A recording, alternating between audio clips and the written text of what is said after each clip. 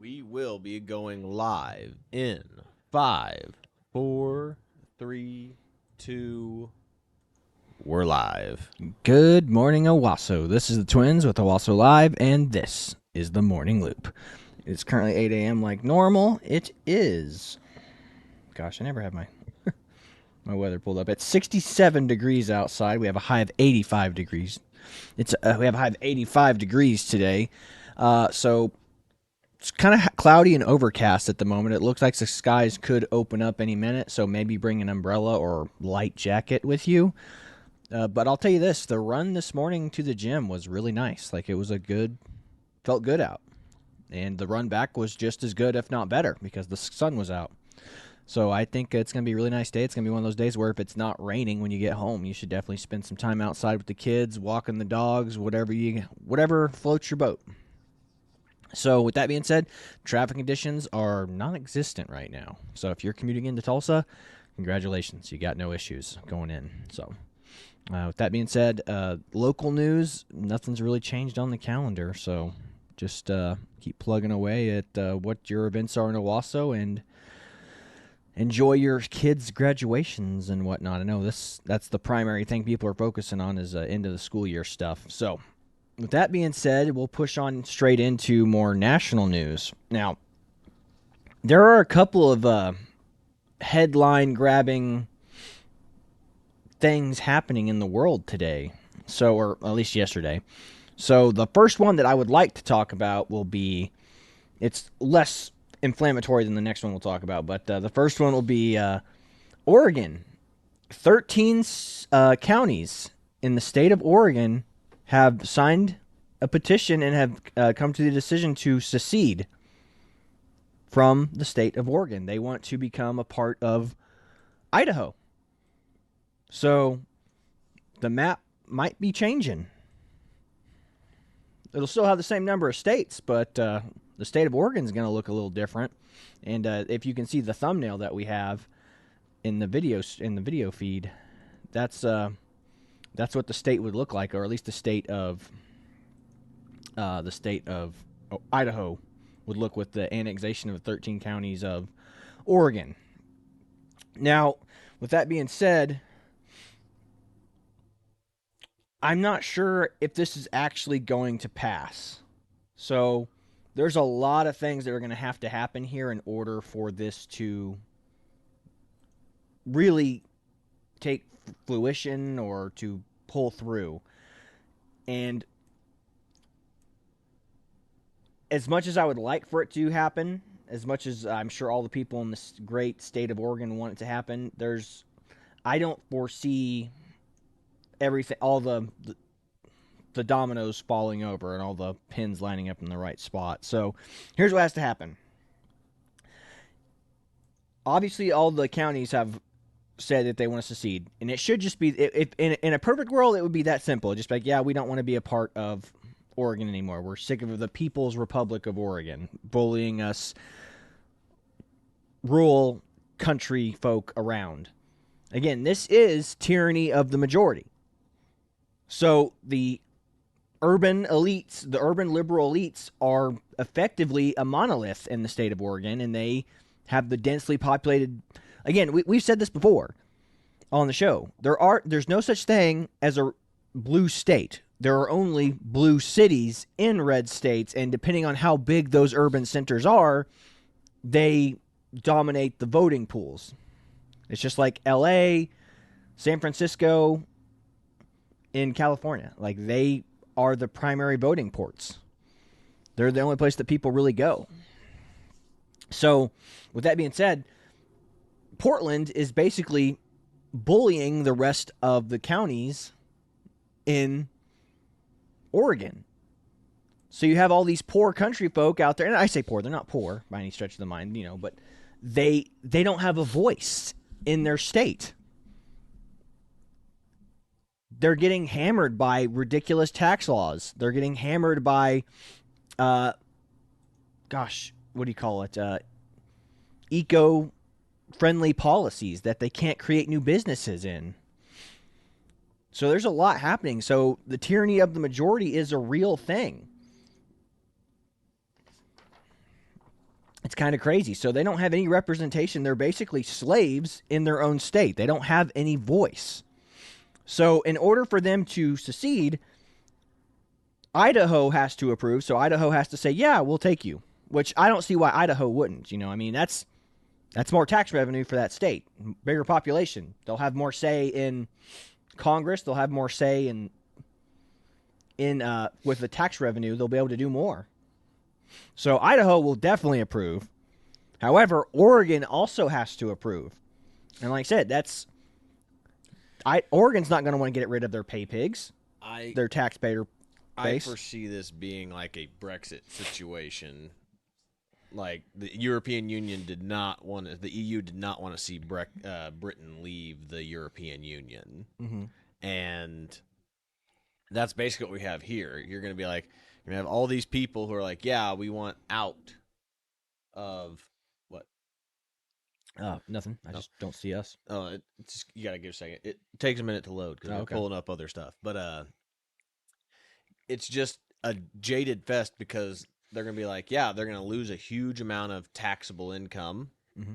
So I don't think Oregon is going to want to allow it, but, I don't even think the Congress will approve it. I think, because that's going to take away, I don't know how many congressional seats Oregon has, but, I'm sure they've got a few. Yeah, well, and again, that's what's going to happen. So Idaho has to agree, which, again, Idaho should.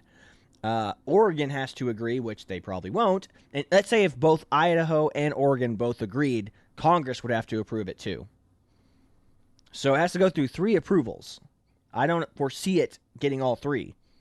However, I remain hopeful for the people of Oregon and these 13 counties. I hope that they can get out of the People's Republic of Oregon and stop being ruled by a singular city of Portland. But we'll see. We shall see. I have high hopes for these folks, and again, this is I would love for them to get out and they be governed the way the founding fathers intended to be governed. Hey, we don't want to be a part of this anymore. We're out, and we're going to and they're not even talking about seceding from the Union. They just go, no, we just want to be part of Greater Idaho. And then everyone's like, oh, okay, I guess. So they're not leaving America. They're still going to be a part of America. They're just going to be a part of a state that they think is going to better represent their interests. Just Idaho's going to be a very small state now. Excuse me. Idaho's going to be a bigger state. Oregon's going to be a smaller state. Yes. That's so exactly right. That's where we're at. I hope that they can get this pulled off. That would be really cool if they did. But again, this is I don't know how they're going to get past all 3 stages of approval. So realistically, but like I said, I hope I'm hoping and praying for him though. So we'll push on to the next subject, which this is the inflammatory one. This is the attention news grabbing headlines, and of course, depending on your political persuasion, you either think this is a nothing burger or you think it's potentially the end of the world or the death of democracy or political hackery on full display. Now, I fall into this camp where I think it's political hackery on full display. So, it's come to light that the FBI, during the Mar-a-Lago raid on Trump, was allowed or authorized to use lethal force in order to get these documents that the Biden administration reclassified after Donald Trump had declassified them. So, I don't know if you understand how it works after you are no longer president, but you never lose your Secret Service detail. Like, Secret Service stays with every president after their tenure because they're a priority asset after that. They're still a national security risk. So, why did the FBI even need to conduct this raid, let alone be authorized the use of lethal force? And I know a lot of people are thinking, going, well, Donald Trump's, the uncharitable argument is Donald Trump's security detail would have defended him, and they should have been. And the FBI needs to be able to defend themselves from Donald Trump's security. It's like, no, he has federal agents with him at all times, the Secret Service. This would have been as simple as a phone call. FBI calls Secret Service agents who are, or whatever details in charge of Trump. And they go, hey, we're coming to Mar-a-Lago to get these documents. You guys are also federal agents. Please don't let Trump destroy this evidence. And then if your conspiratorial brain is where you go, Donald Trump has them all paid off. They wouldn't have listened to him. They could have gotten rid of it. You just don't understand how the FBI works. I'm like, no, these are all federal agents working for the federal government. They have to go through extensive background checks. Yes, is it possible Donald Trump can pay them off? But why would he need to do that? I mean, Trump was completely caught off guard by the Mar-a-Lago raid because the documents that they came were declassified and then reclassified after he was no longer president. This goes to show you that it's political partisanship. So again, all that would have happened was two agencies would have communicated and said, hey, we're coming to get these documents, and that would have been the end of it.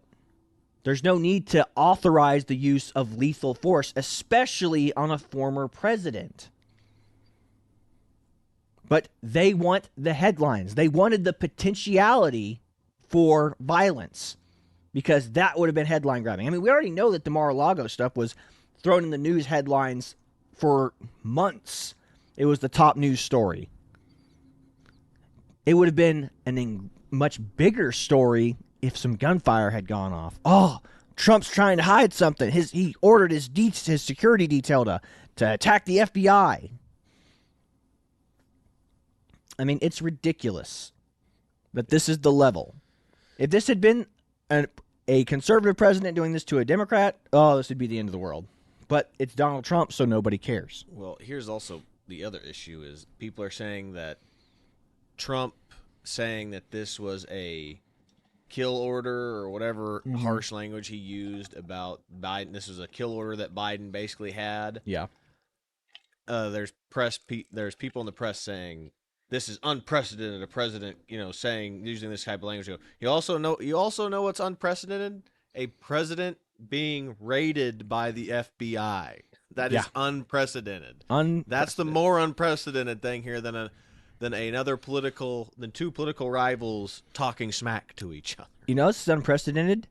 A president declassifying documents, and then another president coming in shortly after and then reclassifying said documents in order to have a raid on that president. Mm-hmm. Look, folks, it doesn't matter whose side you're on here. If you want the law to be applied fairly to everyone, then Obama should be raided.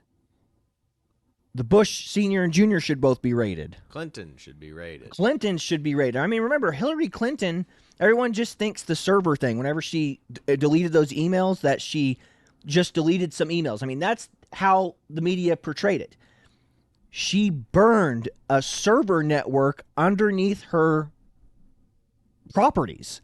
We're not talking like one laptop, one computer. We're talking a basement full of computer servers were set ablaze so no one would know what was going on. They used bleach on them so the data could never be recovered. If you're innocent and you're just deleting a couple emails, why would you burn an entire server system and pour chemicals on them? Again, that's why the media treats Democrats and Republicans very differently. Kid gloves for Democrats, gloves off for Republicans. That goes to show you the media bias. And this is the truth of the matter. The media is completely partisan. They don't care about the truth. They care about the story. Again, it's the Richard Jewell. If anybody's seen the movie by Clint Eastwood, Richard Jewell. It's not about the truth. It's about the headlines. The headlines will be Richard Jewell saves dozens, hundreds of people from an explosion. A day later, an FBI agent hooks up with a journalist who he basically tells her Richard Jewell is a single adult man coming up on his 40s. He fits the profile of a lone bomber who did this, created this story to become the hero. So he concocted this bomb scenario, saves everyone, and then becomes a hero. He did that for the attention because he's a lonely 40-year-old man. Well, guess what? Here's one other aspect. I get the Richard Jewell side of it, but the other aspect of this that you're also forgetting is that they are also told to be, the FBI agents that went to go on the raid were told to be in civilian clothing, non-identifiable clothing. So if a security detail of Trump's sees somebody armed coming in to raid something, what's going to happen? Why wouldn't you identify yourself? I mean, the facts here, a lot of the facts here don't make any sense to anything that goes to this being standard operating procedure. I mean, why would you do that? Why would any of this happen? It sounds very sketchy. Why aren't you in uniform? If you're doing everything by the book, why aren't you in uniform? Mm-hmm. For sure. And like I said, it breeds potentiality for violence is what that does. Like I said, I know a lot of people in the black community are against unmarked cars and officers who are not. They're against ununiformed officers are making arrests, and I can pseudo agree with that. So if you're against that, then you should be against this for Trump as well. But again, it's like with the Richard Jewell scenario I was just explaining. It's about the headline. It's not about the truth. So Richard Jewell fit that profile of the lone bomber. And then guess what? 2 years later, they finally caught the guy. There was no media apology. There was nothing. They had a retraction, and they go, the real guy was caught. Richard Jewell's innocent, but Richard Jewell was innocent on page 12. Same with this Trump stuff. It's like, oh, by the way, we were wrong 2 years later. 2 years too late. So, yeah. Partisan hackery at its finest, folks. It's scary. Scary. And again, Trump's in court now. They're keeping him off the campaign trail. And I think all it's doing is giving him more.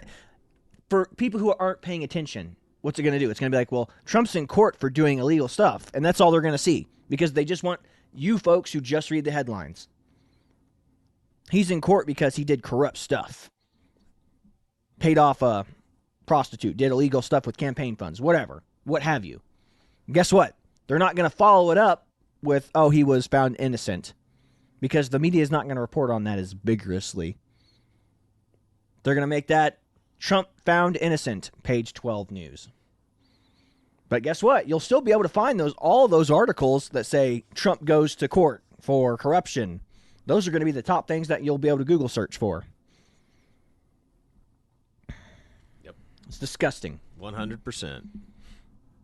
But yeah, we'll get off this subject because it's just going to keep making me mad. The only other thing that I'll press on similar to this subject is the whole the RNC headquarters in Washington got those blood vials sent to them. Yeah. And the whole FBI biohazard team was sent out there to check it out.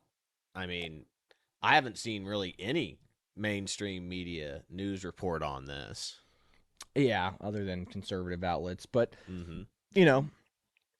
again, it is what it is. If this had been sent to the DNC, it would be front page news and people would be talking about it left and right. And, I'm sure there are some left-wing people speaking about it, but they go, it's just vials of blood. We don't know what that means. I mean, I would say it's just a metaphor for there's blood on the RNC's hands, but, I mean, whatever. There's blood on both political parties' hands. Whoop-de-doo. What else is new? Yeah, that's about it. But you were wanting to move on to the next subject, which is? Why don't you pull up those... I'm going back to the Israel, Palestine, Hamas stuff. And, you know, it's just kind of crazy, again, how ignorant all these people are, particularly people who are pro-Palestine, pro-Hamas. These people are very ignorant. And play the one of people in New York. You got it. In New York? Yeah, the kids in New York. Then we can do the ones of the children chanting it. You got it. Thank you. But yeah, so we've gone over this a million times. This is just reinforcing what you already know. People who are pro-Palestine don't really know why they're pro-Palestine. They don't really understand what they're out there protesting for or against. They just are out there for the cause. And this kid here did an interview, or attempted to do interviews, and just see what the responses that these kids give him.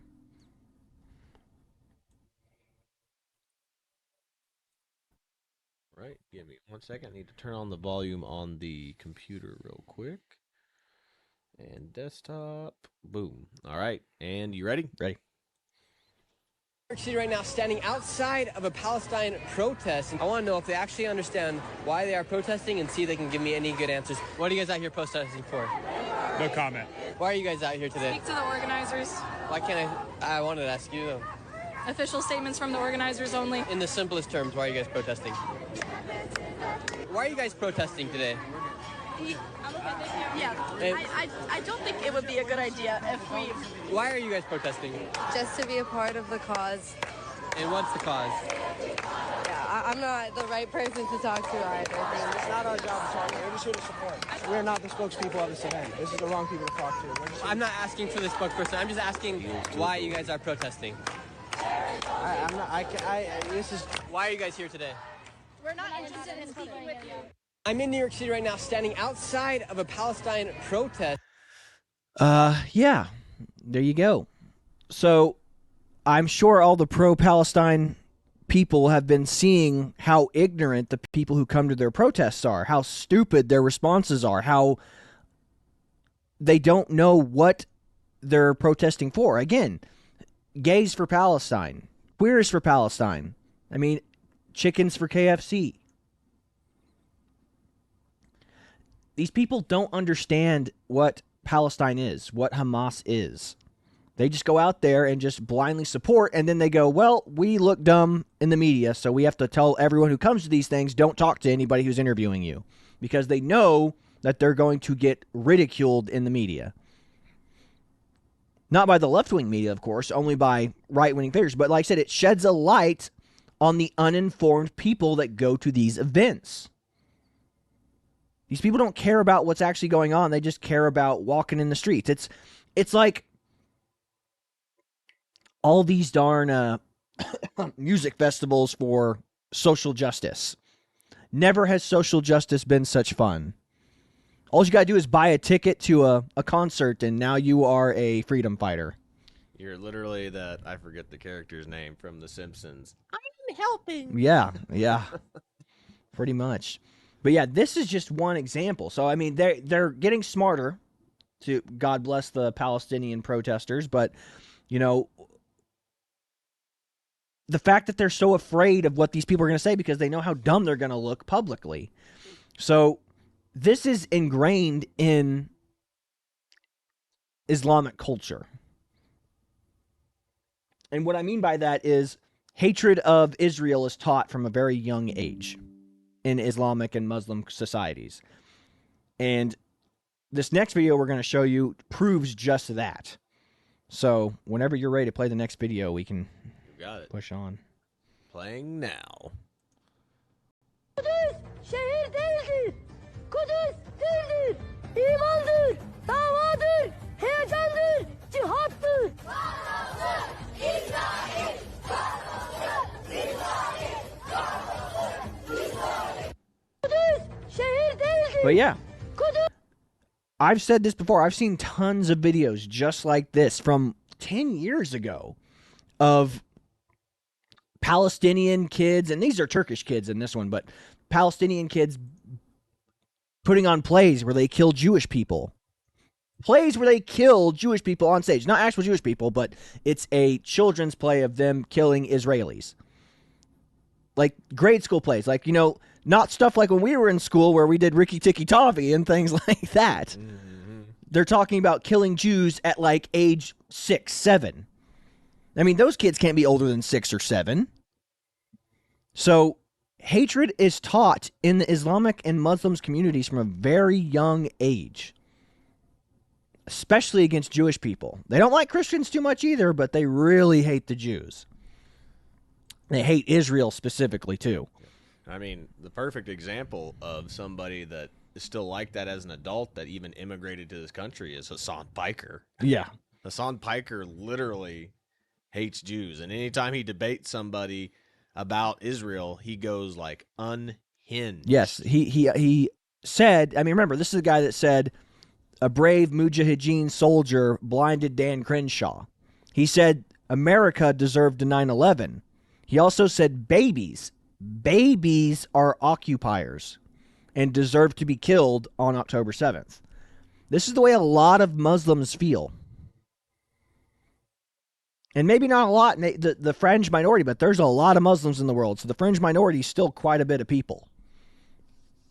So that's a very scary thing. And like I said, this is going to be the realities we deal with. This is why we got to secure the borders, because we already showed videos of some of those people coming across the border that were known terrorist affiliates who were like, you don't know who I am, but soon you will know who I am. Well, that's foreboding. So we have to be very careful about what happens next, folks. So I'm going to try to end this on a higher note because it's been so kind of black-pilled today. Black-pilled being afraid, you know, it's like red pill from the Matrix, but black pill means it's all been dark and depressing. So I'm going to end it on this. So Disney finally updated their presidents of the U.S., well, I don't know what you call it, the showcase, or it's like it's one of their exhibits. So they're presidents of the U.S. They're presidents of history in the U.S. exhibit, and Joe Biden has been added. Somebody dubbed this in, and it's pretty funny. All right, starting it now. We hold these truths to be self-evident. All men and women created by you know the thing. And by the way, you know, I sit on the stand and it get hot. I got hairy legs that turn blonde in the sun. And the kids used to come up and reach into the pool and rub my leg down so it was straight, and then watch the hair come back up again. They look at it. So I learned about roaches. I learned about kids jumping on my lap, and I've loved kids jumping on my lap. Was that animatronic, or was that actually Joe Biden? That was real. That was really too. That's actually Joe. Oh my gosh, that's awesome. Yeah, I love it when people dub over that. But yeah, that I mean, that really could be Joe Biden and animatronic. So good. I know Trump's was funny because the one of Trump looked like a woman. Like the Disney people made one of Hillary, and then they were too lazy to like go back and redo a Donald Trump face, so they just put a wig, you know, on the Hillary Clinton one. On the Hillary Clinton one. Like it's like the one of Donald Trump looks bad. It's really bad. So yeah, it's funny though, man. Like that's a good one. So that's what we wanted to end on a high note with. This has been the Twins with Owasso Live. This is the Morning Loop. We are signing off. Be sure to like, share, and subscribe, and share this out so you too can stay in the loop along with your friends. So God bless you. Have a wonderful day, everybody. See you later, everybody.